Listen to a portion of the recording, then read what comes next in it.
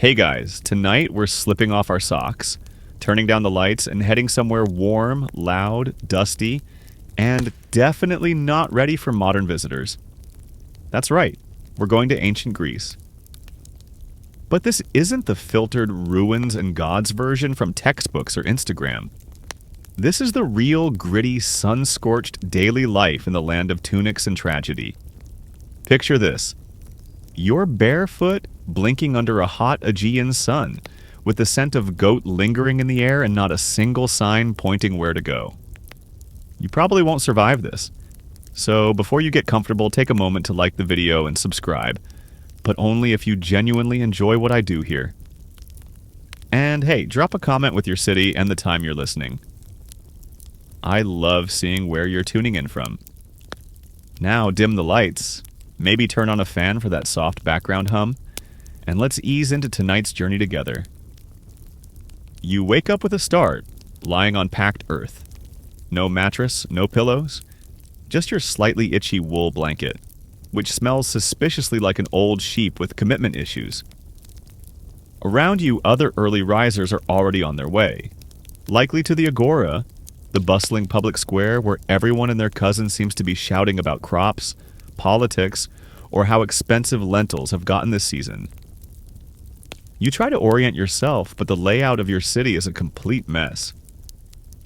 See, ancient Greece isn't one big happy country. It's a messy patchwork quilt, fiercely independent city-states, Athens, Sparta, Corinth, Thebes, all with different rules, gods, and preferred levels of yelling during assemblies. You happen to have landed in Athens, which sounds glamorous until you realize the glamour is mostly in broken marble and vague references to civic duty. The sun is already well above the horizon. You're late, but late for what exactly? There's no job title waiting for you, no Google Calendar alert, gently reminding you to bring your own figs to the meeting. Instead, you're just expected to be somewhere, doing something. Probably barefoot, probably sweating. Your feet are sore from yesterday's aimless wandering because streets in Athens aren't really streets in the modern sense. They're dusty paths winding between cramped houses, goat pens, and communal wells. There's no map, and even if there were, the locals would sneer at you for needing one. You're clearly not from here. You don't speak like them, your accent is wrong, and you keep trying to shake hands instead of bowing your head slightly like a normal person. You pass a group of boys wrestling in a courtyard. One of them waves, possibly mocking you, and you realize you're drawing attention because you still don't have a proper hymation, the cloak/sheet that's supposed to drape artfully over your tunic. Yours keeps slipping off your shoulder, revealing an awkward amount of armpit. A nearby woman gasps, scandalized. And, oh, did we mention the smell? Not yours, yet, but the city's. Athens isn't built for waste management. Chamber pots are emptied out of second-story windows onto the streets. The scent is a layered experience. Olives, sun-baked fish, warm bodies, and the occasional dead animal that no one has bothered to move. There are no sewage systems here, unless you count gravity. You follow the crowd uphill, past a makeshift stall selling stale barley bread and vinegary wine. The vendor eyes you suspiciously as you fumble your way through copper coins that all look the same and somehow smell worse than the bread. You're trying to buy breakfast, but the concept of morning routine here is chaos. Some people are off to the gymnasium, others to court duty, others shouting at the sky. You pick at your bread, which tastes like someone ground up a tree, and move along. It's around now that you remember you haven't seen a clock.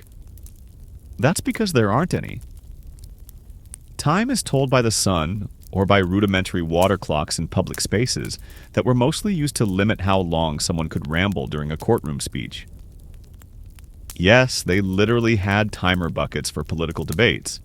Historians still argue whether these were effective or just a fun way to humiliate long-winded speakers.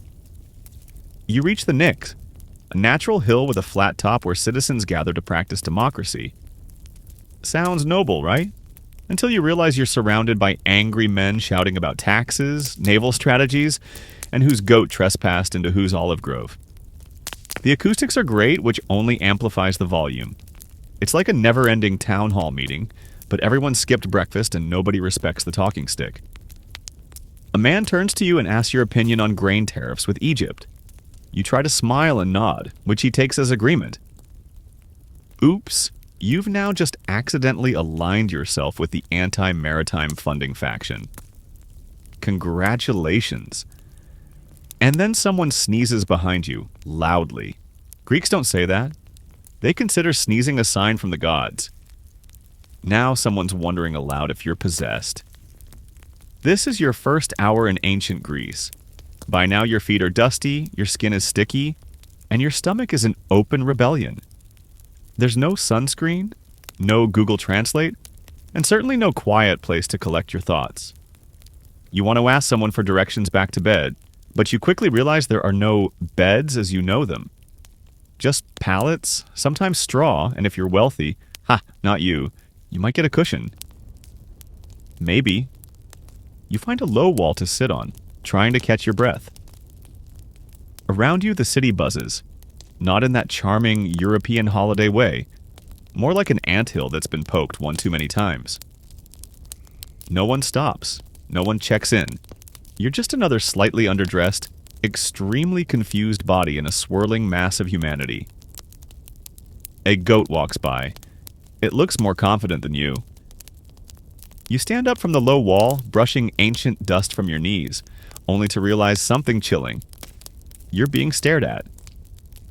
Again, not in the friendly, oh look, a tourist sort of way. This is more the, who let this person out of the house dressed like that? Kind of stare. You glance down, hoping it's not because your tunic is tucked into your sandal again. But no, it's worse. Your wardrobe is, frankly, an embarrassment. Now, to be fair, you tried. You found something that looked vaguely tunic-like, tied a belt around your waist and hoped for the best. But the hem is too short. The fabric is too clean. And your attempt to wear underwear underneath? An immediate faux pas. Greeks don't bother with that. Layers are for cowards. It turns out that clothing here is a delicate art form disguised as laziness. The hymation, the cloak/bedroll everyone seems to have, isn't just fabric. It's identity.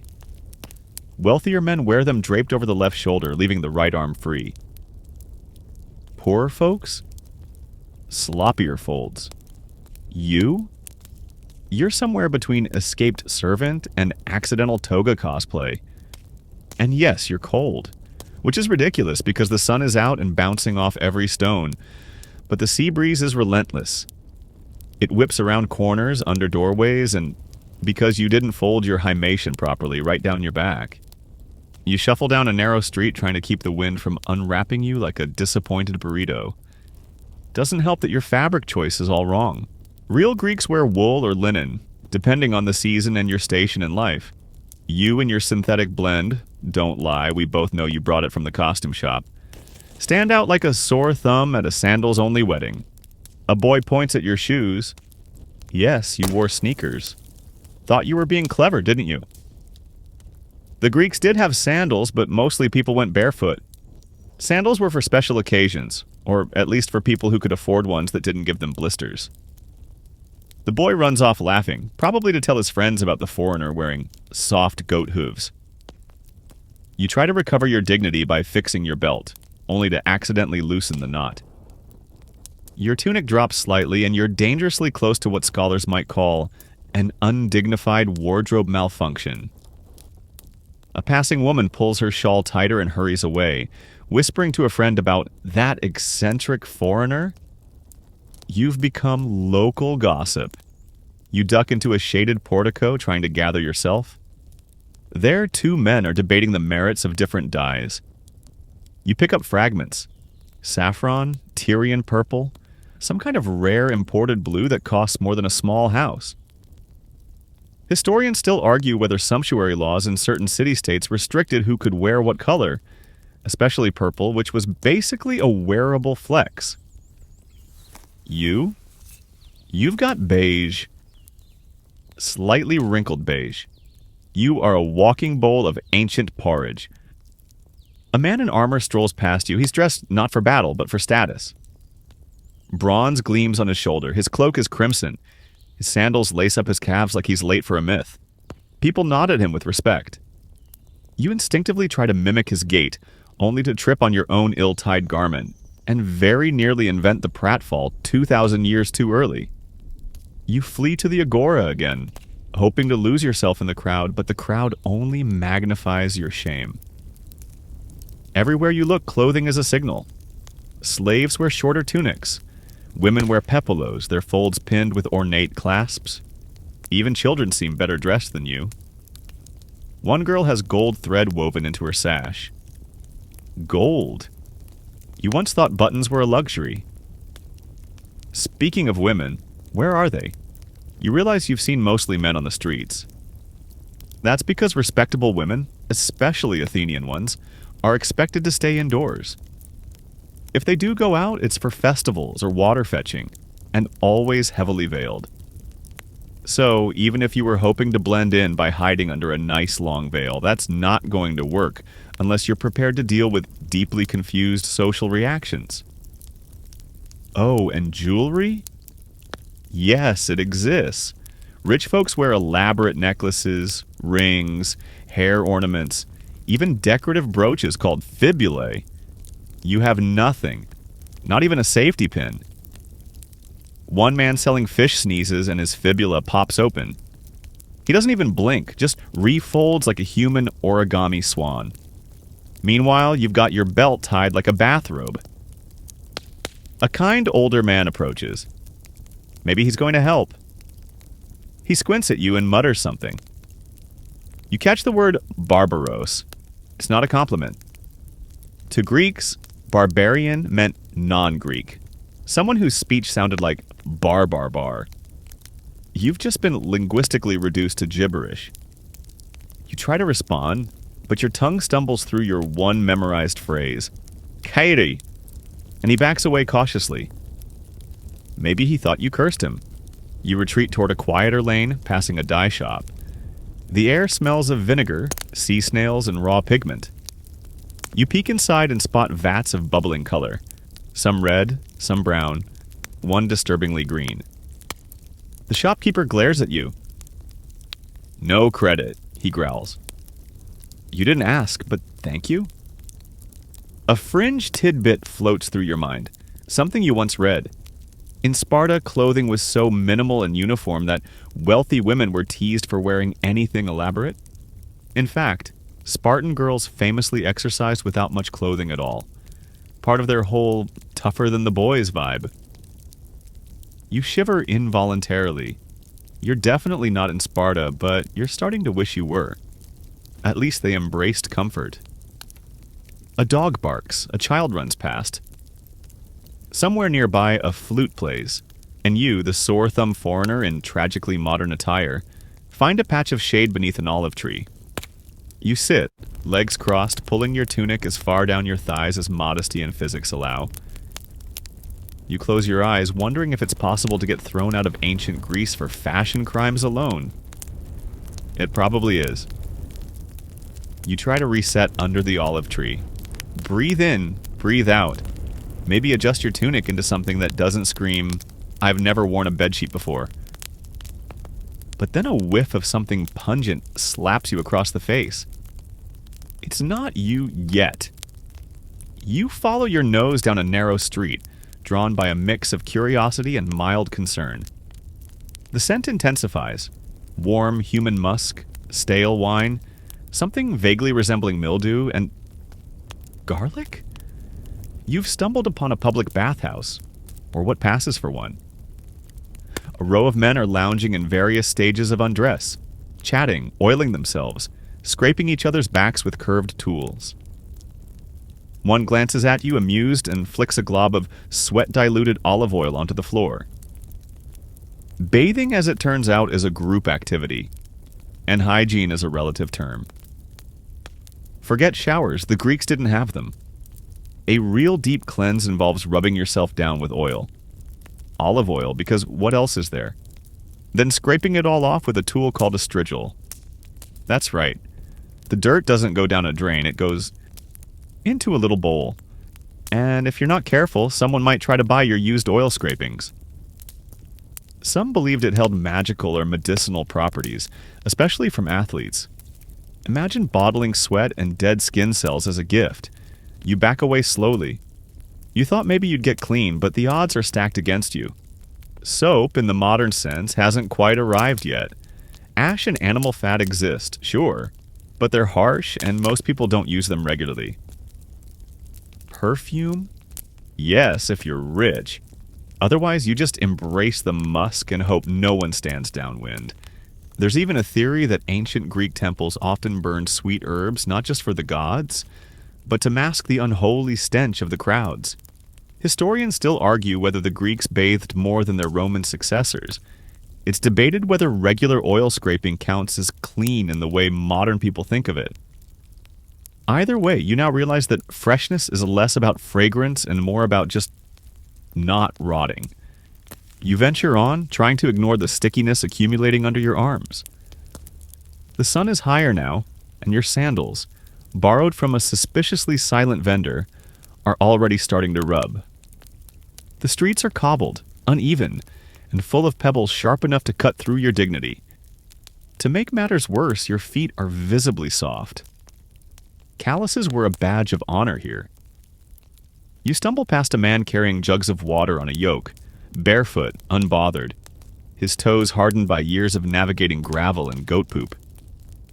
You, meanwhile, are performing an awkward hopscotch between stones, trying not to scream every time you hit a rough patch. A woman passes by carrying a basket on her head, humming. Her hair is braided and dusted with a fine layer of gray. Ash, maybe, or the city's ever-present powdery dirt. She smells faintly of rosemary and something tangy. You suspect it's a home blend of herbal rinse and desperation.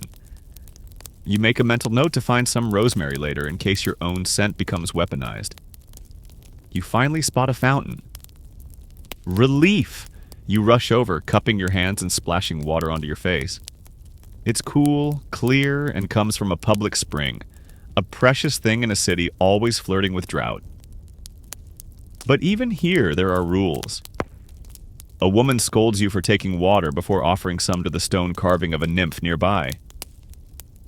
The Greeks don't joke around about water spirits. Your stomach rumbles ominously. You haven't eaten since that shameful hunk of barley bread, and it clearly didn't survive digestion. Maybe there's a market? You round a corner and find more olives. Always olives. They're everywhere. Pressed into oil, stored in jars, strung into wreaths. You buy a handful and crunch into one. It is, without question, the saltiest thing you've ever tasted. Your entire mouth puckers. A man nearby snorts with laughter as you cough your way through it. You nod as if that's exactly what you wanted. The olive pit rolls from your tongue and bounces on the dirt. You pretend it never happened. Other foods are on display. Dried figs, chickpeas, bread so dense it could double as a weapon, and mystery stew that smells like boiled hope. You go for some grapes, remembering how romantic they always sound in paintings. But these aren't seedless supermarket grapes. They're tart, tiny, and probably last picked 2 weeks ago. Still, you chew. You chew like your life depends on it. You hear a vendor yell something about garlic paste and raw onions. You back away slowly. No, thank you. You'd like your breath to remain within the mortal realm. As you walk, your armpits now damp and your mouth dry from salty olives, you realize something profound. This isn't a day trip. You're surviving hour by hour. Comfort doesn't exist here. Hygiene is optional. Clean clothes, a luxury. Shoes, laughable. You start to question if those time travel movies really thought through the implications of dropping someone into the past without a wet wipe or foot cream. You spot a group of men in the shade, all reclining on cushions and fanning themselves. One is being attended by a slave with a bronze mirror. Another plucks a lyre. Are they resting, discussing philosophy? Hiding from reality? It doesn't matter. They are clean, or clean enough. They are unblistered, and they are watching you. You realize slowly that your role here isn't to be them. You're not the elite. You're not even middle tier. You're an outsider, an observer, and no one here is going to explain the rules. You're expected to adapt or be trampled, blistered, and eventually scraped off someone's strigil like yesterday's sweat. You pass a wall with graffiti scratched into the stone. It's crude but clever. Something about a politician and his donkey. Ancient memes. You chuckle despite everything. For a moment you feel human again. Then your sandal breaks. Of course it does. You bend down to inspect your sandal, which now flaps uselessly like the tongue of a tired dog. The leather strap has snapped, the knot failed, and you're left with a limp sole barely clinging to your foot by sheer optimism. You hobble forward, but your gait has shifted to a sort of uneven slap step that echoes embarrassingly off the stone buildings. Nobody helps. Because why would they? This is ancient Greece, and unless you're someone wealthy, powerful, or at least mildly entertaining, you're no one. More importantly, you're no one without a slave. You've heard about slavery in passing, in textbooks and museum plaques, but living among it is a whole different sensation. It's everywhere. Slaves do the heavy lifting, the housework, the bookkeeping, the tutoring, even some of the politics. You see them cleaning courtyards, herding children, cooking fish, hauling baskets, and quietly moving through the crowd, like ghosts that no one really sees unless they forget their place. You, unfortunately, have no such ghost to lean on. So when your sandal breaks, you fix it. When you're hungry, you scrounge. When someone spills oil down your back in the crowded agora, you just smile through it because there's no one around to fetch you a fresh tunic or avenge your dignity. A man nearby drops a heavy amphora. It shatters spectacularly. A slave rushes to clean it up before anyone else even blinks. The man doesn't say thank you, he doesn't even look down. You do, though. You instinctively try to help. You reach for a shard, and the slave glares at you. Not with anger, with confusion. Helping is not your role, and it's definitely not his job to share it. Slavery here isn't based on race. It's based on status, conquest, and a perverse economic logic that has turned war captives, debtors, and even kidnapped children into property. Some are born into it. Some were free once before fortune reversed course. It's said that nearly a third of Athens' population might be enslaved at any given time. Historians still argue whether slaves could ever truly buy their freedom, or if such cases were mere exceptions paraded to soothe the collective conscience. You turn a corner and find yourself in a pottery workshop. Inside, slaves work the wheels, their fingers stained with ochre and ash. A master potter, presumably free, stands over them, correcting form, slapping clay, shouting about proportions. You watch as one young man, perhaps 15, skillfully paints a black figure design onto a vase. A battle scene, men with spears frozen in mid-strike. He does it from memory, no sketch, no guide. The artistry is breathtaking. The reality behind it? Less so. You keep walking, it's starting to dawn on you that every piece of life here is supported by someone else's unpaid, unseen labor. The food? Cooked by slaves? The streets? Swept by slaves. The little hand-carved flute you admired earlier? Made by someone who probably never got to play it. The world feels gilded, yes, but underneath it creaks. You spot a man lounging outside his home, sipping watered-down wine. He's dictating something to an older slave, probably a scribe, who dutifully scratches notes onto a wax tablet. The man gestures lazily with a fig in his hand. The slave doesn't flinch, he just waits, silent, patient. You imagine for a moment what it would be like to have a servant here. Someone to adjust your twisted hymation. Someone to massage your blistered feet. Someone to explain why everyone keeps spitting on the ground before crossing certain thresholds. Hint, bad luck. Someone to tell you that the fish market closes at mid-afternoon, not when you finally feel brave enough to go back. But you have no one. So you limp into the back alley behind the fish market, hoping for a quiet moment. What you get instead is a stench so powerful it might actually be sentient. Flies buzz around buckets of leftover scales and bones. A boy, maybe 10, drags a basket of scraps toward a pig pen. He doesn't look at you. He's not a slave, just poor. That's the thing. Poverty and slavery coexist here in an uncomfortable handshake. Not everyone poor is enslaved. Not every slave is destitute. Some have skills and status. Some are tutors for wealthy children. Others are managers of estates. But all of them are property. They cannot marry without permission. They cannot own land. They cannot, in the eyes of the law, be wronged, because they are not considered fully human. You sit on a low stone wall and try to wrap your head around this. The breeze carries with it the smell of salt, fish, and the iron tang of the forge nearby. In the distance, someone is playing a reed instrument. It sounds cheerful. It doesn't match the feeling in your chest. A quirky historical tidbit surfaces. The Greeks often trusted slaves more than family members when it came to managing money. Some wealthy men would appoint their most loyal slaves as stewards, entrusting them with vast sums. There are even records of slaves being sent abroad on behalf of their masters. Imagine a man who can manage a fleet but not his own life. Your broken sandal dangles in your hand. A woman selling cloth eyes you skeptically. You consider bartering but realize you have nothing of value. She laughs when you offer a charm bracelet. Made by a slave, she says, but not worth wearing. Ouch, you wander again, barefoot now, feeling every pebble and uneven slab of ancient Athens underfoot.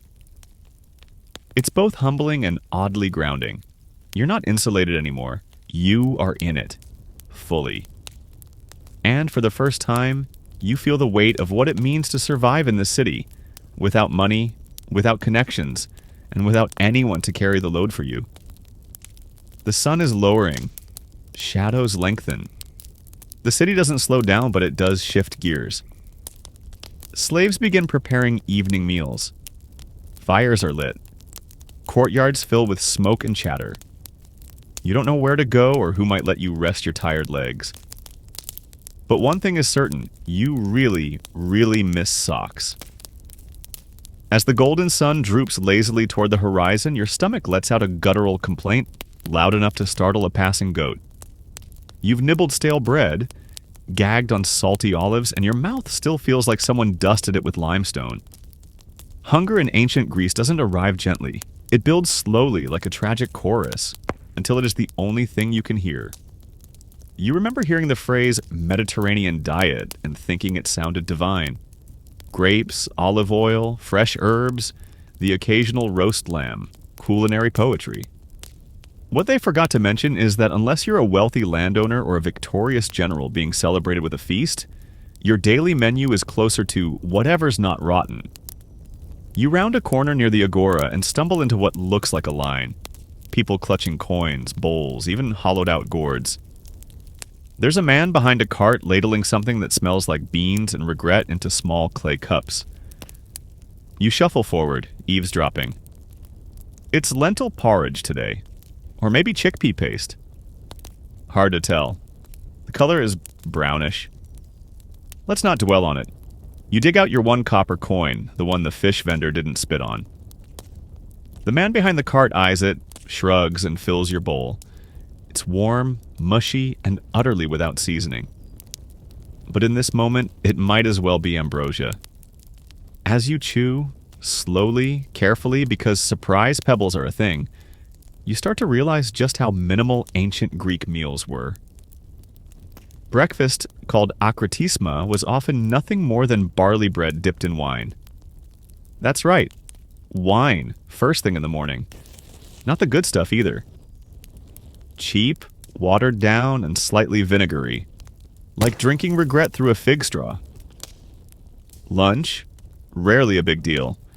Maybe some fruit, maybe leftovers. Maybe a handful of nuts, or if the gods are feeling generous, a few dates. Dinner? Deepnoon is the main meal, but only if you're home before dark and have anything to cook. You eye the communal fire pits as you pass, already surrounded by women grinding barley and peeling onions. You're not invited, of course.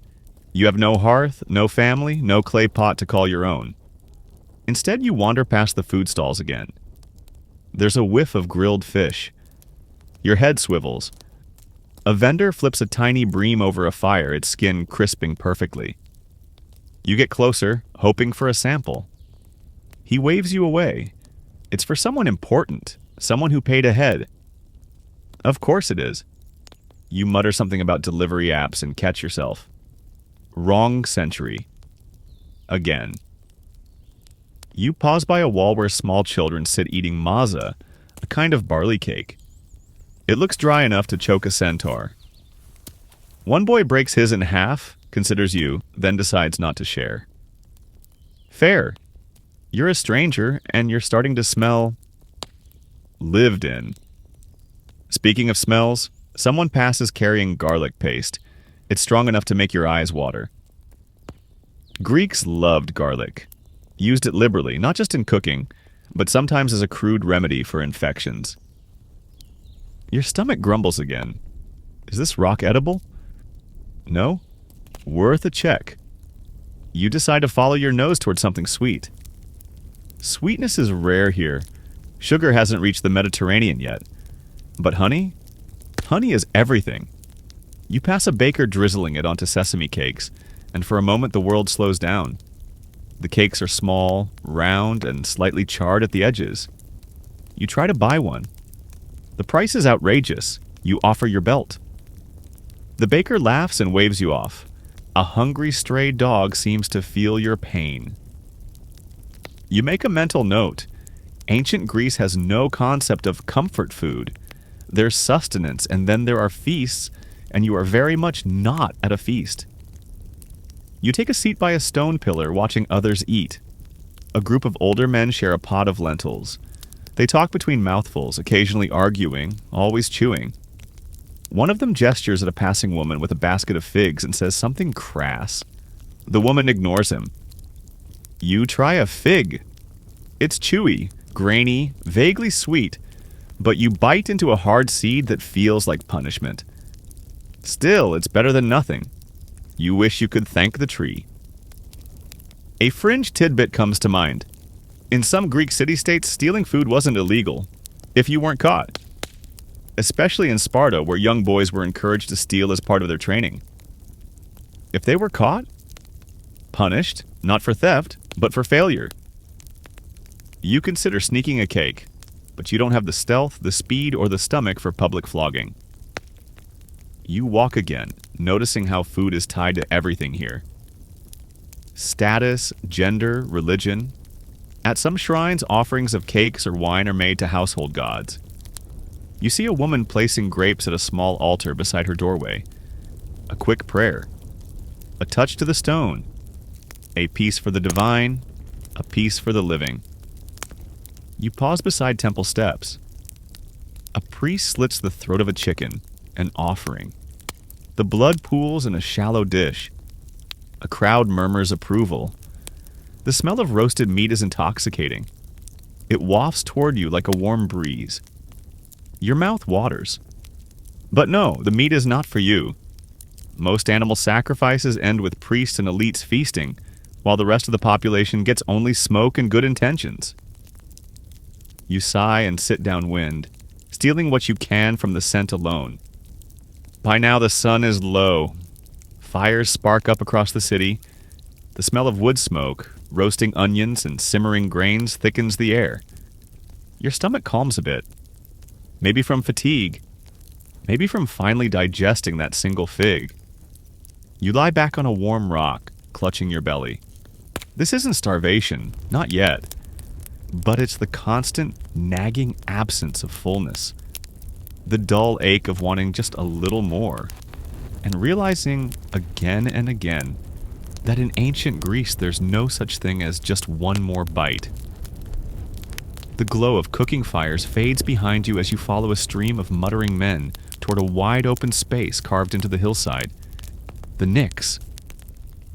You've been here once already today, but this time, the mood feels different. more intense.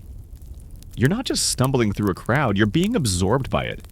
You've landed by pure misfortune on Ecclesia Day, an assembly meeting. And if you think that sounds like a fun, lively taste of democracy in action, think again. Imagine a 6-hour town hall, outdoors, no bathrooms, no coffee, and everyone is angry about barley. The Nix is a stone platform surrounded by tiers of dirt and rock, where citizens gather to vote on Athenian policy. You wedge yourself between two particularly loud men debating naval funding. One waves a stick for emphasis, the other is holding a goat. The goat looks bored. You envy the goat. You crane your neck and finally spot the bema, a flat speaking stone where citizens climb up and shout opinions to the crowd. One man steps forward, arms waving dramatically, and launches into a passionate argument about grain tariffs. You try to follow, but it's all very fast and very loud, and there are a lot of references to things you didn't study, like who bribed who to import inferior wheat from Byzantium. It's democracy, but not as you know it.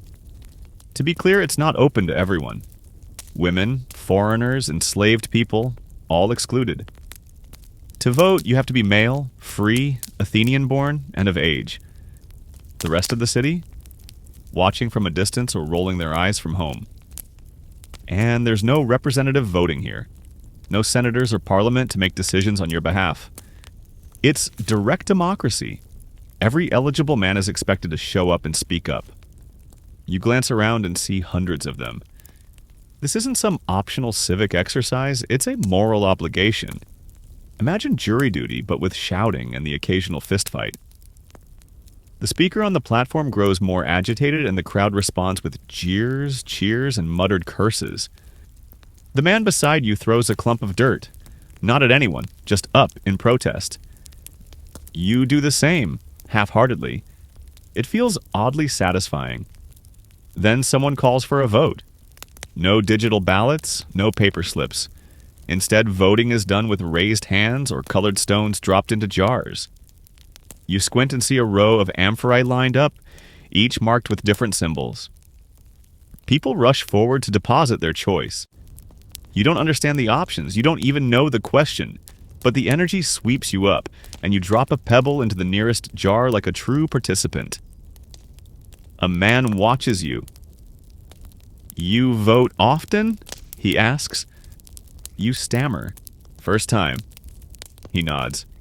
"Just don't vote for peace unless you want your house egged." You blink. "Egged?" "Metaphorically," he clarifies. "Mostly." A scholarly debate lingers in your mind. Historians still argue whether the Athenian democracy was truly democratic, or more of an elaborate performance that excluded the majority of the population. After all, what kind of democracy silences women and enslaves a third of its residents? You sit in the dust, suddenly aware of how theatrical it all feels. One orator takes the platform wearing a fancy cloak, gestures like an actor, and delivers what sounds suspiciously like a speech he's practiced in front of a mirror. The crowd loves it. Applause, foot stomping, a man with one sandal waves it like a fan. Then a shout rings out. Someone's accusing the speaker of corruption. Apparently he accepted a gift from a silver mine manager. Gasps ripple through the assembly. You lean forward. This is getting juicy. But there's no judge, no trial. Just noise. A man beside you turns and whispers he'll be exiled by sundown. You glance back at the speaker. He's still talking, louder now, faster. It's not a defense, it's a deflection. More applause. Someone throws a fig, it misses. Your legs ache from standing. There are no benches, no shade. Democracy, it seems, is hard on the hamstrings. You shuffle toward the edge of the crowd, hoping for a break. But the debates keep going, now on military spending. Someone suggests reducing the number of triremes patrolling the coast. Another suggests building more. "With what money?" someone shouts. "Sell the philosophers." You chuckle. Then realize he's not joking. You try to picture this same process back home. 1,000 people crammed into a park, voting on budgets by yelling and tossing rocks. Someone with a loud voice always wins. Someone with reasoned logic? Usually trampled, and yet, in its chaos, there's something almost admirable. At least they care. At least they show up. You spot a man with a missing leg, dragged here on a cart by his son. Another with a bandaged head, nodding off between speeches. They vote anyway. They listen. They shout. As the sun sinks lower, the assembly begins to disband. A few men linger, arguing over wine. The amphorae are carted away. Someone sweeps the stage. Just like that, democracy is over for today. You shuffle away, dazed. Your throat is dry, your sandals are filthy. Your stomach is empty again, but your head is full. Not with understanding, but with sheer awe that anything got done here at all. Still, you can't shake the thought, you voted without knowing what for. You might have just helped approve a tax increase or started a war or canceled goat subsidies. You'll find out later when someone yells at you in the street. You pass a graffiti scrawl, down with Cleon's stench. Political commentary in charcoal. Ancient Twitter. You smile, you turn a corner, trying to remember the way back to the olive tree where your day started. But Athens doesn't give directions. It gives experience. And today you were part of a democracy you didn't understand, in a language you barely speak, wearing a tunic that still won't stay up. Tomorrow? They're voting on roads. You're staying in bed. You wake the next morning with the rising sun poking you square in the eye, as if it's annoyed you haven't done your civic duty yet. You shift on the stone bench you passed out on. Your back a tight rope of knots, your legs still humming from yesterday's long, confused participation in democracy. You think maybe today will be easier. No debates, no barley talk, no mystery votes. Just a quiet wander through town, maybe some grapes. You are wrong, because somehow by accident or misfortune or the cruel will of the gods, you've stumbled into the orbit of a man who wants to teach you about truth. And not just any truth, capital T truth. You see, in Athens, there's something even more dangerous than politics, and that's philosophy. The man is old, bearded, cloaked in faded linen that smells faintly of dust and honey. His name is probably something very Greek and vowel-heavy, but he doesn't bother telling you. Instead, he grabs your shoulder and begins asking questions, not about you, to you. What is justice? He asks. Before you've even opened your mouth to say good morning, you pause. Blink. He waves you off. No, don't give me examples. Give me the essence. You stammer something about fairness. He grins like a lion spotting a wounded deer. Ah, so you believe justice is fairness. But what is fairness? Can it be measured? And who decides? You've made a mistake. You try to walk away. He follows. Now there are others, a whole circle forming. Mostly men, all with that hungry look in their eyes like they haven't had a proper argument in days. One of them, a sharp-nosed youth, adds, "Is it not better to be unjust if it brings power?" What? You're suddenly at the center of a Socratic dialogue, and it's not cute. They're not interested in your answers. They're interested in breaking your answers. You say truth is objective. They say perception is flawed. You say morality is universal. They say even murder can be justified if the city says so. You try silence, they call it cowardice. You try humor, they call it evasion. Every word you speak becomes fuel for the fire. You try to remember what you know about philosophy. Socrates, Plato, Aristotle? Weren't they all about reason and logic and sitting under trees thinking beautiful thoughts? Nope. Turns out, philosophy in practice is just a bunch of guys yelling politely. A mainstream historical fact surfaces in your fogged brain. Socrates never wrote anything down. All we know about him comes from his students, especially Plato. And most of that knowledge? comes in the form of dialogues where Socrates spends hours questioning some poor soul until they crumble under the weight of their own confusion. Guess who you are in this scenario? You start sweating, not from the sun, but from the mental pressure. Your brow furrows, your eye twitches. You've been asked whether beauty can exist without the observer, and now they're drawing lines in the dirt to illustrate dualism. A child walks by and whispers, "He's losing." You don't even know what game you're playing. You try to back away again. They follow. Like seagulls, but instead of fries, they want definitions. A fringe tidbit floats up from the depths of your education. Some philosophers in Athens were mocked for charging money to teach rhetoric, like the sophists, who were kind of like life coaches with better vocabulary. Others, like Diogenes, rejected wealth entirely. That guy lived in a giant jar and barked at people in the street. Honestly, Diogenes is starting to sound like your kind of philosopher. The bearded man asks you if the soul has weight. You pretend to sneeze and escape around a corner. Now you're breathing again. Now you're safe. Until another man stops you, this one younger, sharper, cleaner. "Do you believe in forms?" he asks, eyes gleaming. You turn and run. You flee through narrow alleys, dodging olive vendors and startled chickens, past scribes copying lines onto tablets and children practicing their recitations. You finally collapse near a columned building, a gymnasium or gymnasium. You think maybe you'll hide here. Maybe they'll be too focused on exercise to ask about metaphysical morality. Oh, sweet summer child. The gymnasium, it turns out, is a prime spot for philosophical debate. Men lounge on benches, massaging oil into each other's shoulders, discussing the ethics of warfare and the immortality of the soul.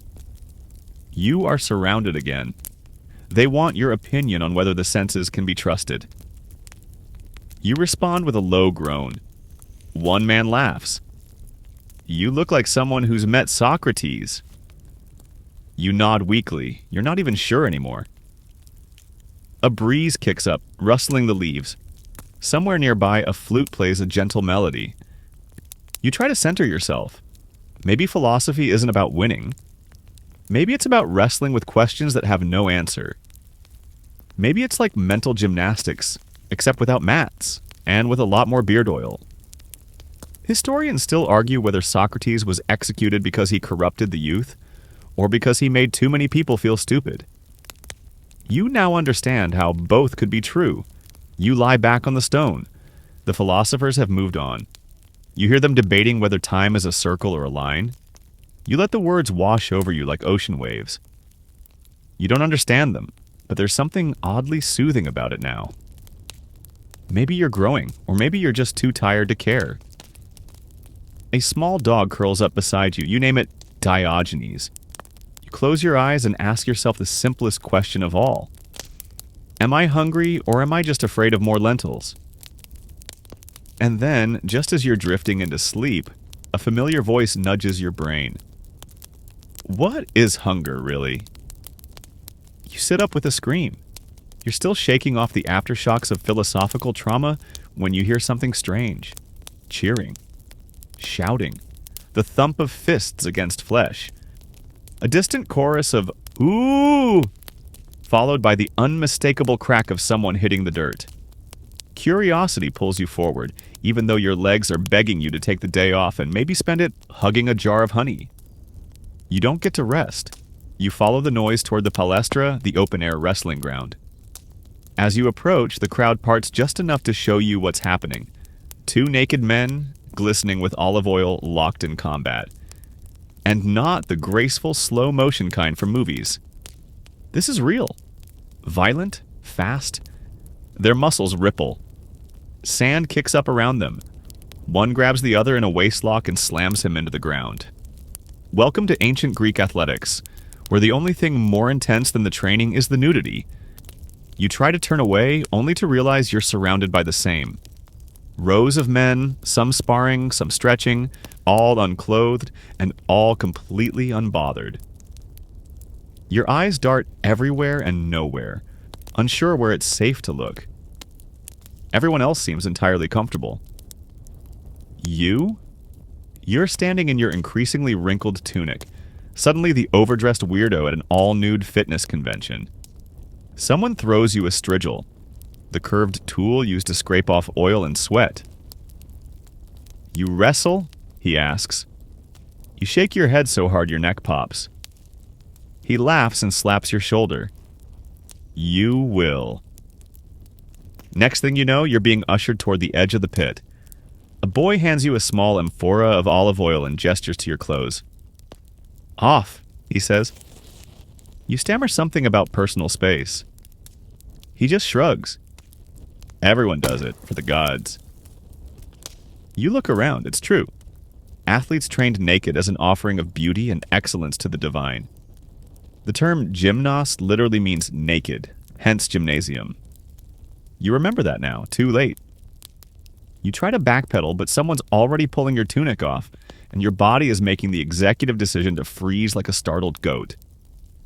A group of teenage boys snicker. You are a grown adult, probably from the future, and still you can't seem to protest this rapid descent into mortifying public exposure. Oil is poured over your shoulders. Someone starts rubbing it in. You'll want to be slippery, they explain. Less bruises. You nod, numb. Slippery sounds good. Anything to avoid the sharp elbow of the barrel-chested man, currently doing push-ups with one hand while laughing like a god of war. You're paired with a man named Antiphon. He's smiling, kindly, which somehow makes it worse. Try to stay upright, he says cheerfully. You do not. You're on the ground in seconds, sand in your mouth, dignity somewhere in the underbrush. The crowd gives a polite cheer like they've just witnessed a goat trip over a lyre. Antiphon helps you up. Good fall, he says. You rolled with it. You did not, but thank you. You try again.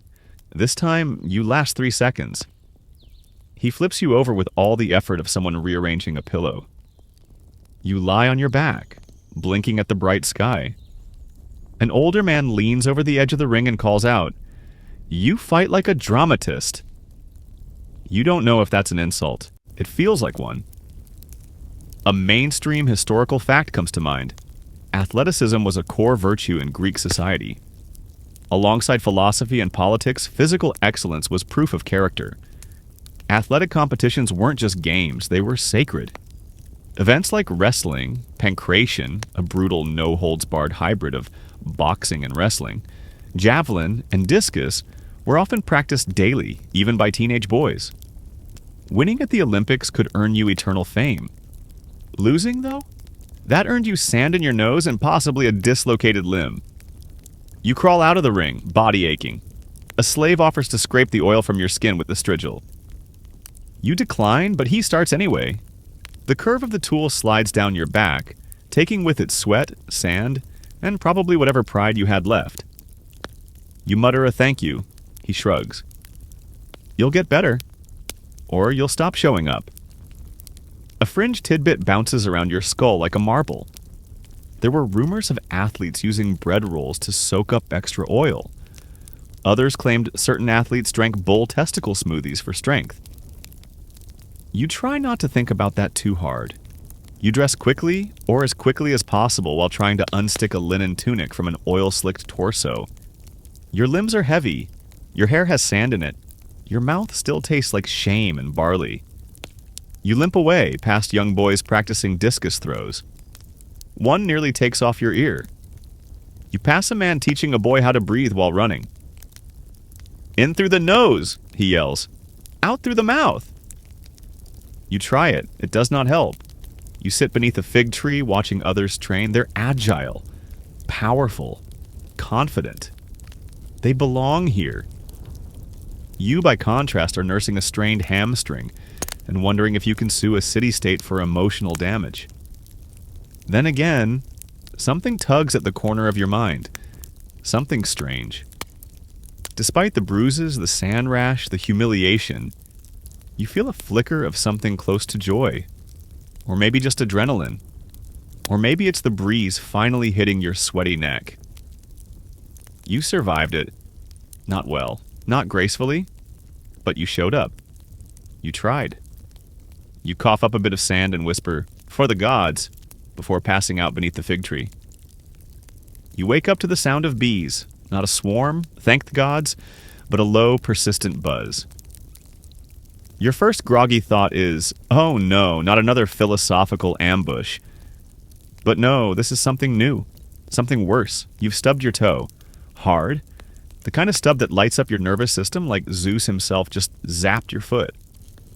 You hop in a sad little circle, whimpering, gripping your foot and praying to a pantheon of gods whose healthcare policies, frankly, need review. You limp toward the edge of the agora, hoping to find someone, anyone who can help. You imagine a clinic, maybe some linen bandages, a man in a tidy robe asking, "Where does it hurt?" Instead, you find an old woman sharpening a bronze needle over a fire. She beckons. You hesitate. She grabs your foot. So much for a bedside manner. Welcome to ancient Greek medicine, where logic is half the battle and the other half is goat dung, leeches, and blind hope. She mutters to herself in what you assume is some rustic dialect and begins poking the bruised toe with a stick. You flinch. She rolls her eyes and says something that might translate to, "Stop being dramatic." She then opens a small leather pouch and produces a garlic clove. You blink. Garlic!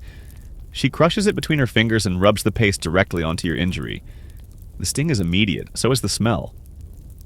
She then binds your toe with a scrap of fabric that might once have been a wine rag.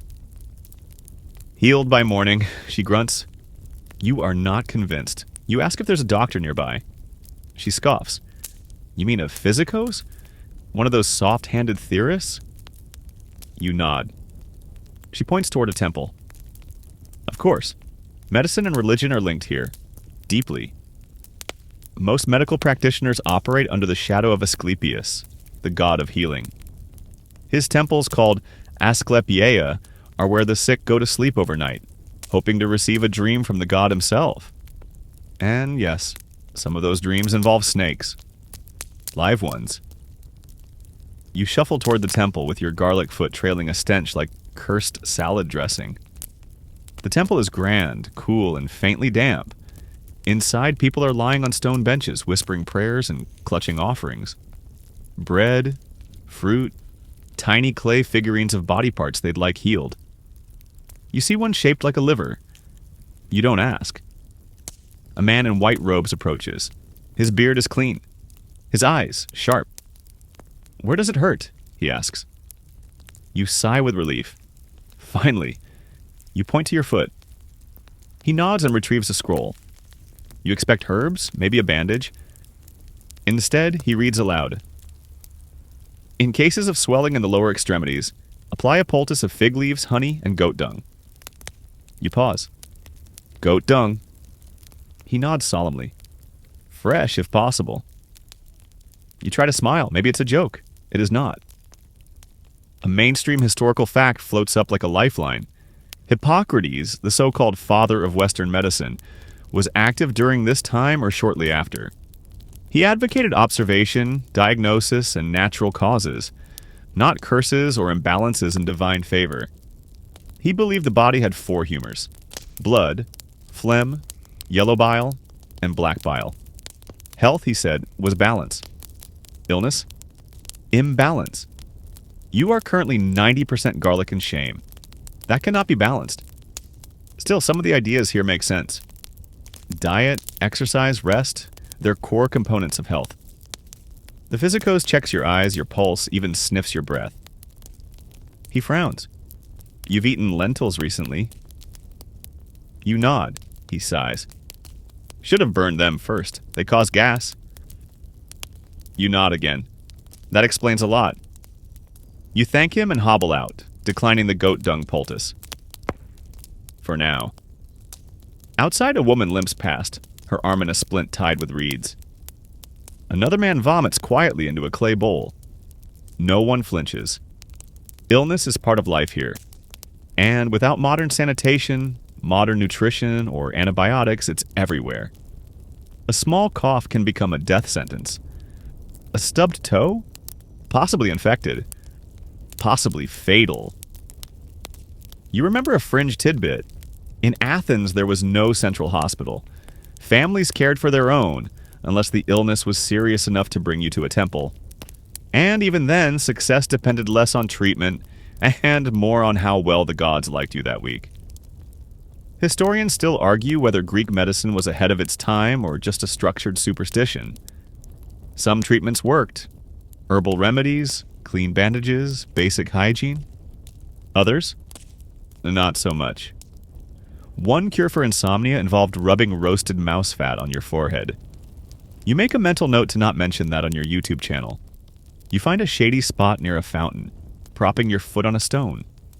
A kind passerby hands you a fig. You nod in gratitude. It's sweet. Almost too sweet. Then your toe begins to throb again. You consider returning to the garlic lady. You consider asking for a snake dream. Instead, you lie back, stare at the sky, and whisper to yourself, I miss ibuprofen. You're lying under the same scraggly fig tree, trying not to breathe too hard on your garlic-soaked foot, when a bell rings out in the distance. Deep, sonorous, and oddly haunting. People around you pause mid-step, mid-conversation. A man carrying a basket of eels lowers it reverently. You sit up, squinting toward the source of the sound. A small procession is winding through the streets, heads bowed, hands full of herbs, flowers, and loaves of bread. The air suddenly smells like thyme and burnt wood. Someone mutters, "Better make an offering." Hermes is watching, and just like that, you're caught in the gravitational pull of Greek religion. Dense, omnipresent, and about as subtle as a thunderbolt to the face. See, this isn't a monotheistic affair with pews and weekly sermons. The Greek world is a divine chaos of feuding gods, sacred rituals, confusing omens, and very inconsistent moral lessons. There's a deity for everything. Traveling, Hermes, farming, Demeter, cooking lentils badly, probably Hestia. Embarrassing yourself in public? Definitely Dionysus. You watch as a small crowd forms at a street corner altar, where someone's setting fire to a little pile of dried laurel leaves. Smoke curls upward. A boy whispers a prayer. A woman adds a bit of honey to the flame. You, still unshowered, limping, and mildly traumatized by public nudity, feel wholly unqualified to approach. Still, you try. You shuffle up, drop a few olives onto the coals, because what else do you have? And whisper, "Please don't let my toe fall off." The smoke flares. You take that as a good sign. Greek religion, you quickly realize, isn't about blind faith. It's transactional. You give, the gods hopefully give back. Your crops are failing? Clearly Demeter's upset. Thunderstorm ruins your festival? Zeus had a scheduling conflict. There are no sacred texts, no commandments, just rituals, myths, and a very long list of things you'd better not do on the wrong day. You limp past a herm, a strange pillar with a carved head on top, and, well, I have a very prominent male anatomy in front. It's both a boundary marker and a good luck charm. You try not to stare. It stares back. A mainstream historical fact crosses your mind. Religion in ancient Greece wasn't separated from daily life. It was daily life. Every civic event, military campaign, and harvest festival began with a sacrifice or a libation. Priests weren't secluded monks, they were citizens, sometimes even politicians, chosen by lot or status. And temples, they were less about worship and more like divine banks. You could store treasure there, make deals, even consult oracles about stock tips, if stocks existed. You follow the crowd up a hill to a larger temple. Columns towering, statues gleaming in the sun. This one is dedicated to Athena. People line up to leave offerings, fruit, wine, even finely woven cloaks. You hesitate at the threshold. The air smells of incense and old marble. A dog barks in the distance. You reach into your pouch for something. Anything. All you have is a smooth pebble you picked up earlier. You place it gently at the base of the statue and whisper, "Thanks for letting me survive wrestling, I guess." Someone coughs behind you. You step aside. You watch a woman pour water onto the altar stone, eyes closed, lips moving silently. Maybe she's asking for protection. Maybe she's offering thanks. You don't know, but it's clear that these moments, small, personal, repeated endlessly, are what keep the gods present here. You descend the hill and nearly trip over a priestess herding a goat. She glares at you. You apologize. The goat glares too. As you walk, your mind begins connecting dots. This isn't just mythology class. This is how people understand the world. A bad harvest isn't just bad weather, it's Poseidon acting up. A sudden illness? Maybe Apollo's displeased. You step in goat dung? Hermes has jokes. And they don't pray to one god. They cover all their bases. Travel plans? Light a lamp to Hecate? New business deal? Sacrifice a piglet to Hermes? Going into battle, better smear some blood for Ares and maybe whisper something to Athena too, just in case. Historians still argue whether the Greeks believed in their gods the way later religions emphasized belief, or whether it was more about ritual, identity, and cultural cohesion. Did they fear the gods? Respect them? Or just hedge their bets? You're not sure. All you know is that you've seen people laugh during sacrifices and cry during offerings. Faith here isn't tidy. It's woven into the mess. As the day wears on, you find yourself near a humble shrine to Asclepius, the healing god you encountered yesterday. Someone's left a carved wooden foot there. You chuckle. Solidarity. You take a seat on a nearby stone bench. The sun filters through cypress trees. Somewhere, a lyre plays softly. For the first time today, you feel a bit peaceful, and then your stomach rumbles. You forgot to make an offering to Demeter this morning. Great. Now the goddess of grain thinks you're ungrateful and you reek of garlic. You close your eyes and whisper a general purpose prayer to whoever's listening. Just in case. The last rays of sunlight stretch lazily across the dusty cityscape as Athens begins its nighttime transformation. The vendors pack up their stalls, philosophers retreat to their corners, and you, still limping and olive-scented, find yourself pulled by a different kind of energy.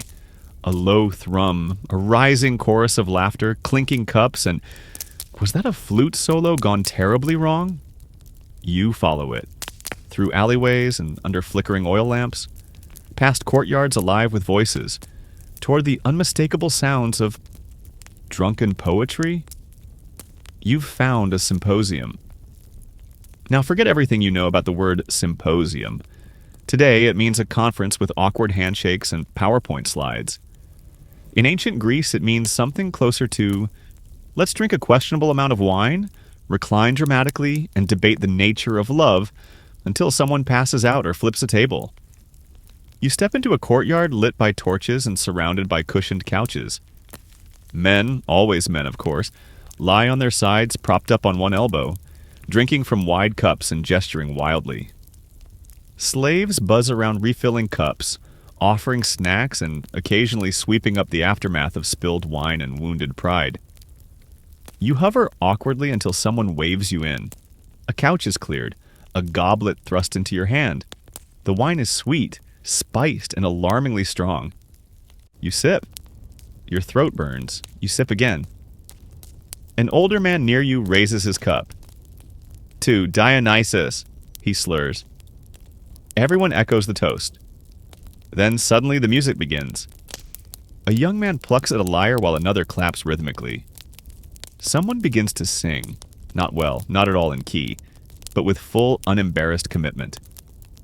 The others cheer. It's infectious. You clap along. You don't know the words, but you hum and smile and hope that's enough. Then the recitations begin. One man stands, wobbly. The moon, he begins, is a jealous lover who drinks the sea. He bows. The crowd erupts. Another chimes in. Love is a goat that sings at midnight. You blink. You may not be drunk yet, but the metaphors are. You consider contributing. Something about your bruised toe being a symbol of lost innocence? No, better not. You value your dignity, or what's left of it. Then someone accidentally kicks over a jug. Wine floods the floor. A man slips, grabs another for balance, and they both go down in a slow-motion tangle of tunics and protestations. No one helps. Everyone laughs. You're starting to suspect this is a regular occurrence. A mainstream historical fact drifts to the surface. Symposia were not just parties. They were social rituals. Invitations were exclusive, often only for male citizens. Philosophers, poets, generals, all gathered to drink, debate, and occasionally plot revolutions. Think of it as the Athenian equivalent of a TED Talk with wine, minus the stage and plus the nudity. And yes, there were rules. Drinking was paced by a symposiarch, the master of ceremonies who decided how much wine should be mixed with water, usually 3 parts water to 1 part wine. But by the look of tonight's crowd, someone's reversed that ratio. You spot the kylix, a shallow wine cup, passed to a man who immediately begins a speech about love's cruelty. Halfway through, he starts crying. The man next to him rubs his back and offers him more wine. You get the sense this has happened before. A scholarly debate echoes in your memory. Some historians argue whether symposia were moments of genuine emotional connection or just elaborate excuses for public intoxication. Tonight, it feels like both. The emotional roller coaster is real. One moment, men shout about the ethics of desire. The next, they're composing odes to cheese. A slave offers you roasted chickpeas. You accept with reverence. They taste heavenly. Or maybe that's just the wine talking. Then comes the kodabos. You didn't expect it. Nobody expects it. A man stands, holds his half-empty cup aloft, and with sudden grace flicks the dregs across the room toward a target. A small plate balanced on a tall stand. It wobbles. It falls. Everyone cheers. Someone yells your name, well, your new name, which might be the Fig Eater. You're handed a cup and nudged forward. You aim, you flick. The wine lands on a cat. The room erupts into applause anyway. You return to your couch, flushed not from embarrassment, but from unexpected joy. You laugh, long and unfiltered. Your garlic-footed, sand-scraped, philosophy-bruised self feels welcome. The music shifts into a slower rhythm. A man sings of lost youth. Another recites a line from Homer with tears in his eyes. You don't know if it's the wine or the moment, but the air feels thicker now. Nostalgic. Like the party is already becoming a memory. You lean back. Your cup is empty. No one refills it. That's okay. Someone across the courtyard belches.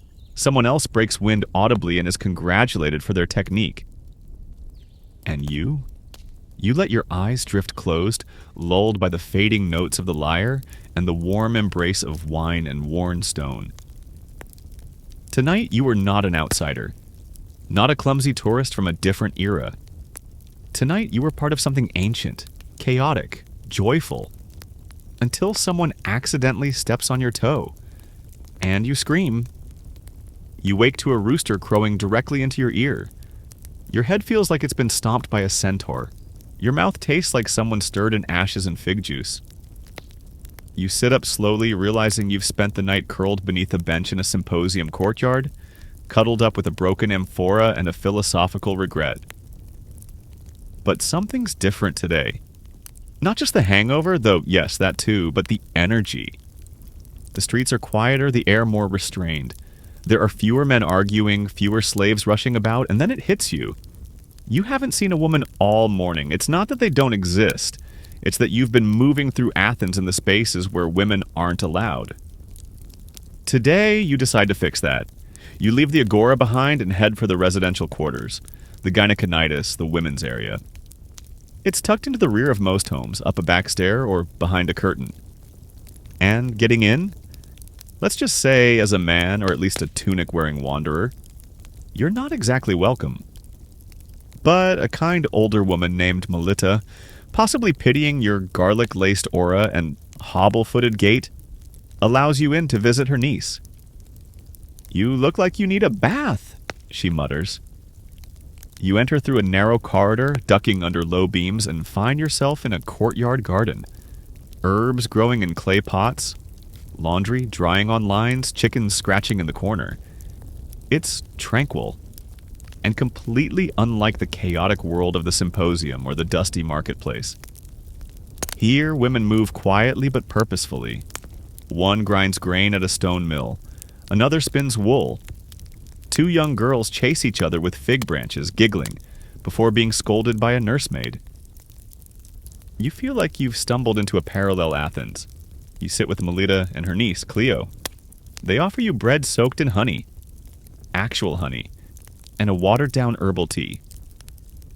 Cleo raises an eyebrow at your bruised toe and sunburned neck. "Athenian men," she mutters. "All sandals and shouting." You chuckle, then wince. Your head is still pounding. She asks what you've seen of the city. You recount the agora, the wrestling match, the philosopher ambush, and the drunken poetry duel. She listens patiently, then says, "And did any of those men cook for themselves?" You pause. You've yet to meet an Athenian man who even knows where his kitchen is. Cleo smiles. "Exactly." You look around. These women are weaving, baking, cleaning, teaching children, directing slaves, and quietly running every detail of domestic life. Without them, the entire structure of the household, and by extension the city, would collapse. And yet, they're invisible. A mainstream historical fact. In classical Athens, respectable women were expected to remain indoors, managing the home, raising children, and weaving, always weaving. Their public appearances were limited to religious festivals, funerals, or fetching water from the communal fountain. Marriage? Arranged? Dowries? Mandatory? Autonomy? Rare?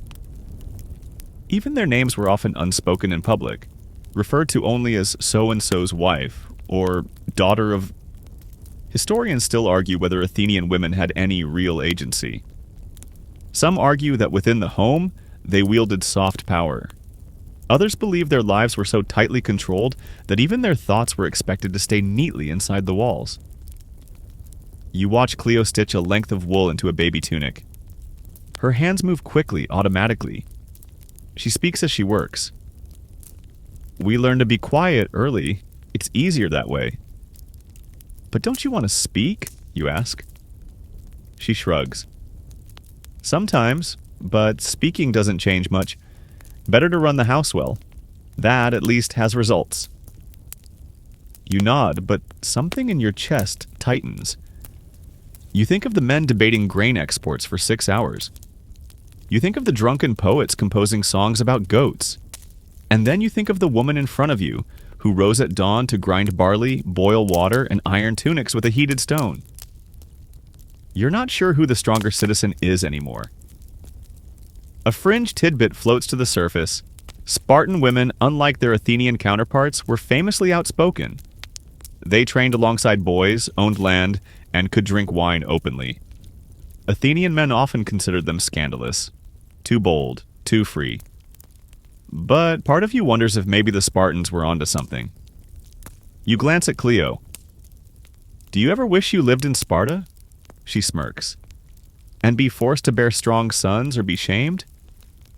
"No thanks. We each have our cage." That hits harder than your hangover. You help grind barley for a while. Your arms ache. The motion is hypnotic. You try weaving, your fingers fumble. The thread tangles. Cleo chuckles. "Don't worry. Even the gods can't fix clumsy hands."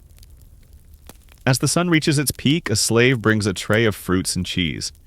It's a modest meal, but more delicious than anything you've tasted at the Agora. The figs are ripe. The cheese is soft and salty. The bread is warm. You realize the best parts of Greek life are hidden behind doors you weren't supposed to open.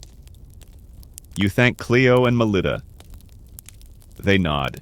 Cleo hands you a small packet. Woven cloth filled with dried herbs. "For your foot," she says. and your smell. You step back into the public world. It's louder, brighter, somehow cruder now. You pass a group of men arguing about wine quality. None of them notice the fig juice on their cloaks or the flour on their sandals. You smile. Because you know who made their bread, and who they'll expect to clean their wine cups. You step back into the Athenian streets with the quiet grace of someone who just witnessed domestic mastery and still has herb-scented hands to prove it. But peace doesn't last long in this city. The sound of a horn blares from somewhere uphill, short and sharp like a trumpet made from anxiety. Then another. Then shouting. People begin to run. You freeze. Is it a fire? Another goat rebellion? Number. It's worse. War, or at least the next best thing. A skirmish between city-states, which is more or less the default setting in ancient Greece. Athens and Sparta have the diplomatic patience of two toddlers fighting over a single olive. You're swept up in the tide of citizens heading toward the agora, where a messenger, barefoot, breathless, and covered in dust, is shouting something about Thebes this time. You can't catch every word, but you hear border incursion, honor, and mobilization. Someone claps a heavy hand on your shoulder. You turn. It's a man named Nikostratos. You don't know him, but he's already decided you're his battle buddy. You've got strong legs, he says. You'll do fine in a phalanx. You do not have strong legs. You attempt to protest, but he's already dragging you toward the armory. There's no formal enlistment here. Citizens are expected to fight when the city calls. It's your duty, your honor, your tragic fate, really. You try to fake a limp.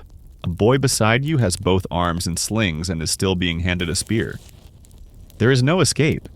You're thrust into a chaotic shed where men are grabbing helmets, greaves, and round bronze shields. Everything smells like iron and sweat. You're given a tunic that's 2 sizes too small, a leather cuirass that pinches your armpits, and a dory. A long spear that you will absolutely drop the first time someone yells.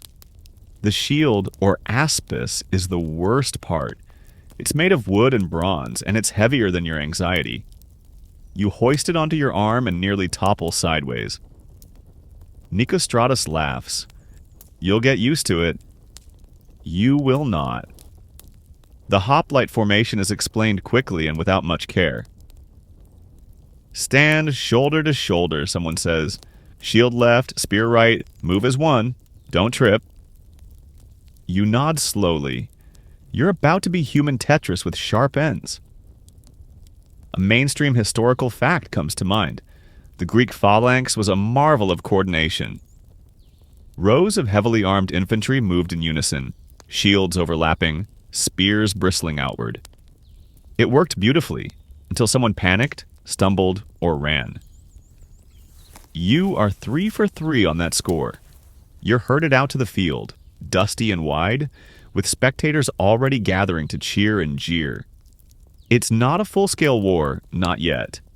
But it's a show of force. A city-state flex. The kind that starts small and ends with someone losing teeth. Across the field, Theban soldiers line up, equally grim-faced and underfed. You lock eyes with one who looks just as scared as you. You consider waving. He glares. Right. No fraternizing. A shout goes up. The lines move forward. You move with them, sort of. Your shield digs into your side. Your spear trembles. Your tunic rides up in ways tunics should not. The man beside you smells like onions and impending doom. Then the clash. It's not the cinematic choreographed dance you imagined. It's chaos, shouting, pushing, shields slamming into shields, spears jabbing. Your arm nearly yanks out of its socket as you try to hold the line. You drop your spear. Immediately, you pick it up and jab forward blindly. You hit something. Possibly a goat. Possibly air. Nikostratos yells something encouraging, or insulting, hard to tell. Then the shield wall buckles. Someone trips. A Theban rushes in. You duck, scream, and instinctively swing your shield like a frying pan. It connects with a satisfying thunk. The Theban stumbles. You stand there, frozen, unsure whether to feel proud or apologize. Another wave comes. Your side rallies, horns blare, dust clouds rise. Eventually, mercifully, someone calls retreat, or maybe victory, or maybe lunch. Either way, it's over, for now. You stagger back to the city, helmet askew, arms trembling. Your shield has a dent, your spear is bent, your legs feel like they've been replaced with warm figs. Nicostratos claps your back. You didn't die, that's the first rule. You want to say something heroic. Instead, you vomit in a bush. A fringe tidbit rolls into your mind. Some soldiers wore amulets shaped like genitals into battle for protection. You wish someone had given you one. Maybe that's what you were missing. Back in the city, people cheer your return. Children wave. A woman throws a handful of dried peas in your direction. Is that good? You don't know anymore. Historians still argue whether Greek warfare was a civic responsibility or a glorified brawl. You lean toward the latter. There's pride, yes, and strategy, but also broken noses and crushed toes. And none of the armor breathes. You collapse on the steps of a temple, shield clattering beside you. A stray dog sniffs your sandal and decides you're no threat. Your head drops against the stone. Your limbs ache. You close your eyes and whisper, "I want to go home." But the city isn't done with you yet. You don't know how long you were asleep on the temple steps. Long enough for your shoulder to go numb and for a rooster to crow again, which at this point feels deeply personal. You stretch, wince, and try to roll your foot. Bad idea. Everything hurts. You smell like dried sweat, bronze polish, and panic. You're pretty sure your shield strap is permanently fused to your skin. But worse than the physical misery is the creeping dread curling through your ribs. People are avoiding you. You limp toward the agora, hoping for a friendly face or even an unfriendly fig vendor. But the market is quieter than usual. There's tension in the air. Thick, metallic. You round a corner and spot something ominous. Red chalk marks on the ground, forming a crude barrier around a small shrine. A woman is sweeping the steps. Outward. As if the inside must not touch the city. You approach. She shudders and hurries away. You follow the trail of whispers, sidelong glances, and suddenly closed shutters to the edge of town, where a group has gathered, huddled around a man with sunken cheeks and skin that glistens with fever sweat. He coughs, once, twice, and people flinch. A child cries. A priest approaches, holding a smoking bundle of herbs, murmuring prayers. The man tries to speak. Instead, he vomits blood. You've walked straight into a plague. They don't know the word for it. There is no germ theory here, but they know it. The signs, the symptoms, the fear, and the ritual response, exile. Because illness here is not just a threat, it's a miasma, a spiritual pollution that can corrupt temples, cities, and entire families. The sick are removed, sometimes forcibly, and sent to die outside the walls. Mercy is a luxury. Survival is the law. Someone spots you watching. A middle-aged woman with a sharp face and sharper instincts. She eyes your dirty tunic, your raw-looking foot, your general aura of wrong place, wrong time. She whispers to the man beside her. You are now a suspect. You take a step back. No one stops you, but no one speaks to you either. Eyes follow you. A dog growls. A little boy points. He looks pale. You do feel pale. Pale and queasy. Could be plague. Could be lentils. Could be hangover. But in this climate, symptoms don't get analyzed. They get isolated. You flee toward the outskirts, heart pounding.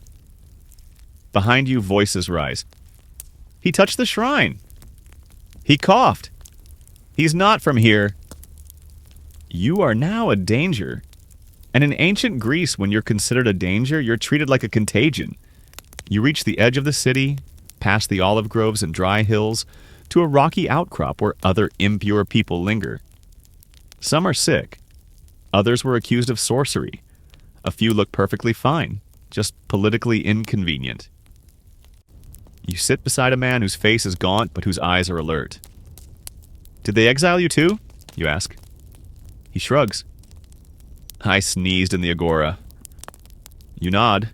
That tracks. You look down the slope. Far below, the city twinkles. Life continues. Meals are cooked, wine is poured, debates rage. But not for you. You're in the in-between now. Not dead, not welcome. A mainstream historical fact slinks into your mind.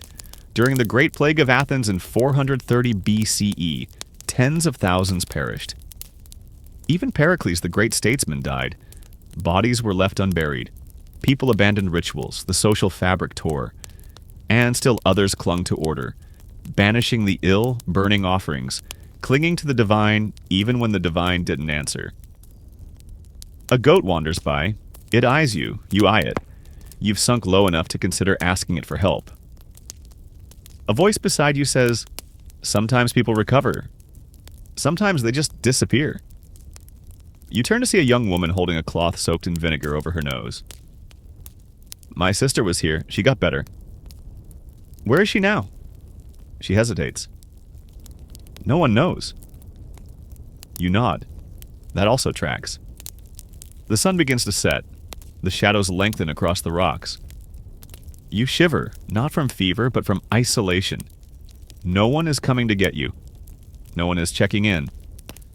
Your name, if they even remember it, is now associated with bad luck and garlic, and probably that time you dropped your spear in the phalanx.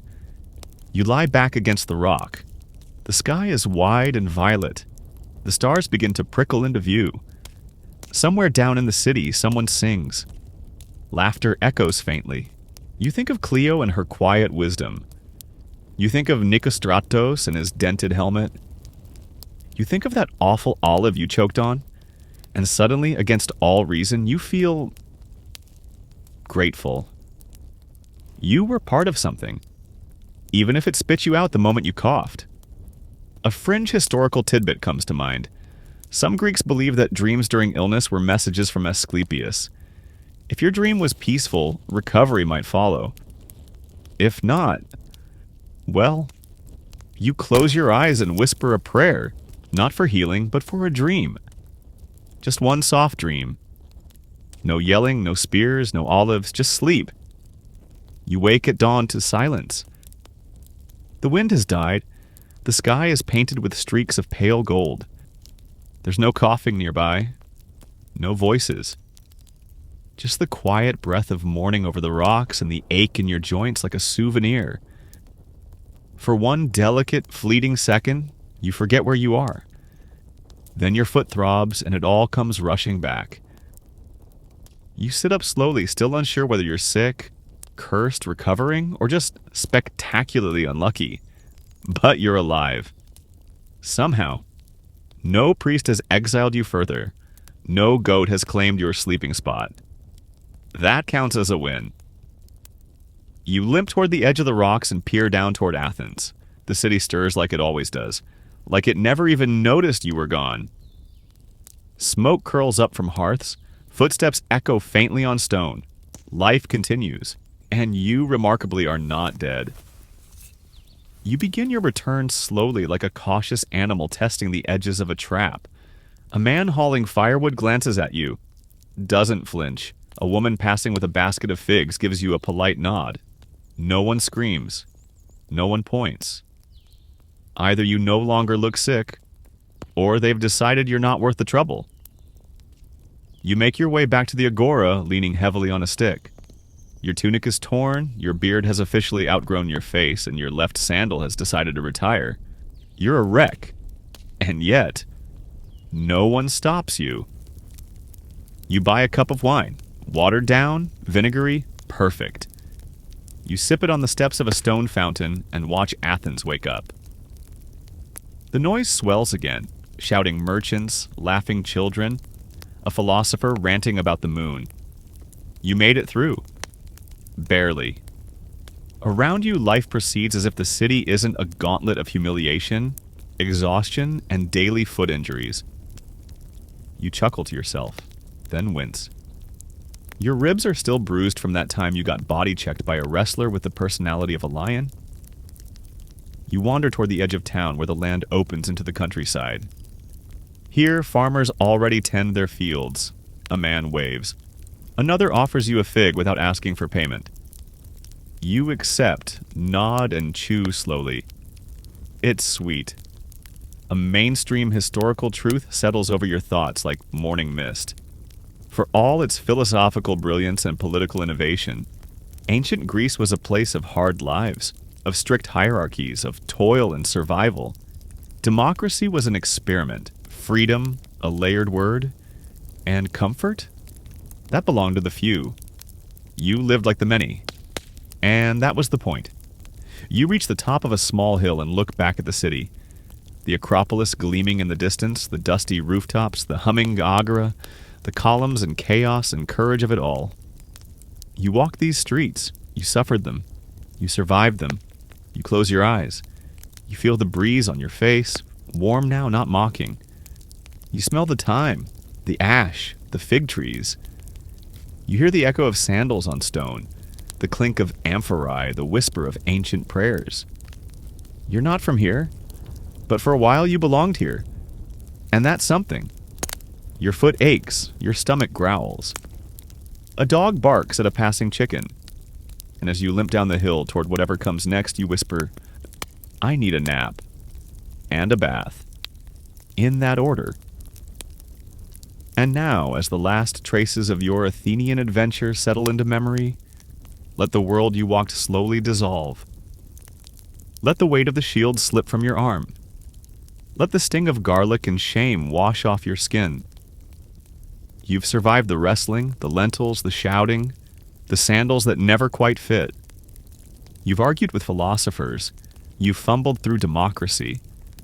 You've napped beneath fig trees and gotten exiled for sneezing. And still, here you are. The city quiets now, its marble temples softened by moonlight. The olive groves sway gently. Somewhere a flute plays a lullaby slow and low, like a whisper under the stars. The philosophers have gone to bed. Even the goats finally are resting. You lie back on smooth stone warmed by the day's sun, now cooling beneath you. Your heartbeat slows. The bruises fade from memory. Your eyelids grow heavy. The gods are quiet tonight. No dreams, no tests, no tricks. Just sleep. Just rest. You made it through a day in ancient Greece. A long, dusty, beautiful mess of a place. You didn't know the rules, but you learned. You didn't speak the language, but you listened. You weren't expected, but you showed up. And now, as you breathe slower, softer, the stones beneath you cradle your weight. The stars blink lazily overhead. The wind hums through the pines, steady and kind. Let go of the tunic. Let go of the aching feet. Let go of the noise. You're safe. You're home. Sleep now. Sleep.